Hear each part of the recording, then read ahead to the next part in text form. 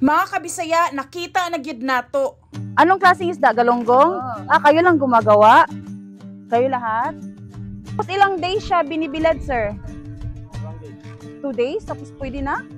Ay, grabe ba? Grabe palang init dito. Nakita na gyud nato ang pinakabarato nga bulad diri sa Parang Sulu. 50 pesos ang kilo sa Tamban, 180 ang kilo sa Galunggong, 150 pesos ang kilo sa Gumahan. Grabe ka ba ito mga kabisaya? Pwede gid mo mangumpra diri sa Parang Sulu. Hello mga kabisaya og welcome nato diri sa Parang Floating Houses sa tumaisong Tausog og Badjaw. Kung tan-awon nato sa mapa, naa na kita sa pinakaulahi nga municipality sa Sulu. More than 1 hour atong travel time diri from Hulu Sulu to Parang Sulu mga kabisaya. So expected gyud nga medyo mingaw ang dalan. Grabe kadaghan sa isda. Oh my MG, daghan ka isda guys. For the very first time nakaabot na kita diri mga kabisaya. Grabe guys. Kabalo ba mo nga limpyo ka ilang mga dagat diri? Limpyo ka guys. Makita gid yung ilalom no, grabe ka. Limpyo. For the very first time mga kabisaya, nakaadto na gid ta sa Bularan na makita na to sa Parang Sulu. Grabe mga kabisaya, first time gid ko makakita og Bularan. O grabe pagid kayo kalimpyo. Aside sa grabe kalimpyo ang isda nga ilang gibulad, makita pagid nato ang kadako sa dagat diri sa Parang Sulu mga kabisaya nga grabe ka paradise kay ga green ra gid ang tubig og limpyo pagid kayo ang dagat mga kabisaya.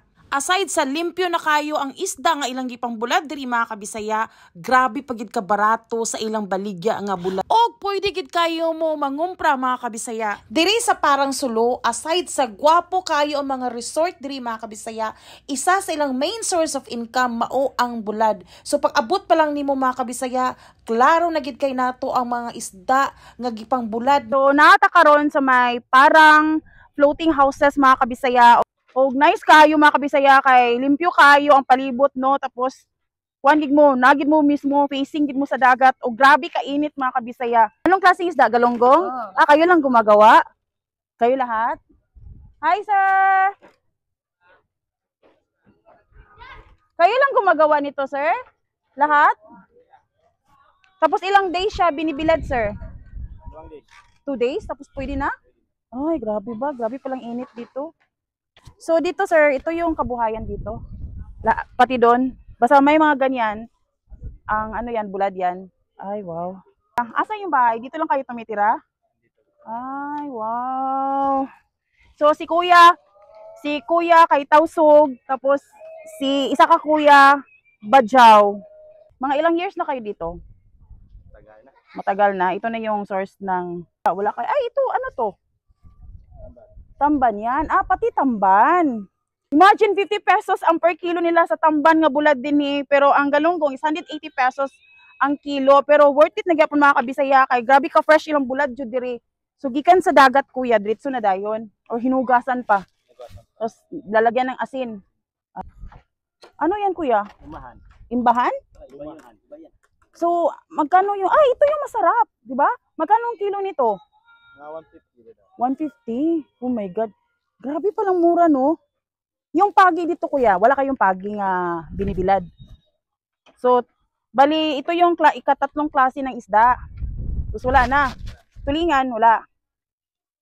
Wow. Sino may-ari dito, kuya, kayo? Lolo ko. Yung lolo mo. So, yung lolo, ang tagihaan ning Bularan diri mga kabisaya. Ug mo na ilang business diri sa Parang Sulu. Dayon yung makita diri mga floating houses ni gamix ang Badjaw og mga Tausog diri nga namuyo. So again mga kabisaya, naata karon sa Parang Sulu nga makita nato no nga main source of income nila diri kaning bulad. So right from the ocean, diretso na dayon diri ang isda. Syempre hugasan pa butang asin then ibulad day nila diri. Naitulo ka klase nga ilang ginabulad diri nga isda, na Tamban, Galunggong og Gumahan nga isda. Imagine, 50 pesos ang kilo sa Tamban, 180 ang kilo sa Galunggong, 150 pesos ang kilo sa Gumahan. Grabe ka ba ito mga kabisaya? Pwede gid mo mangumpra diri sa Parang Sulu. Mo gini akong maingon sa Sulu mga kabisaya, grabe kabarato ang mga panaliton dire. Imagine, ang tamban is 50 pesos, galunggong is 180 pesos, ug ang gumahan, I think ang gumahan mo na siya kasig sa tuwa mga kabisaya, 150 pesos only. Layo gid noon siya from CDO mga kabisaya, but worth to visit.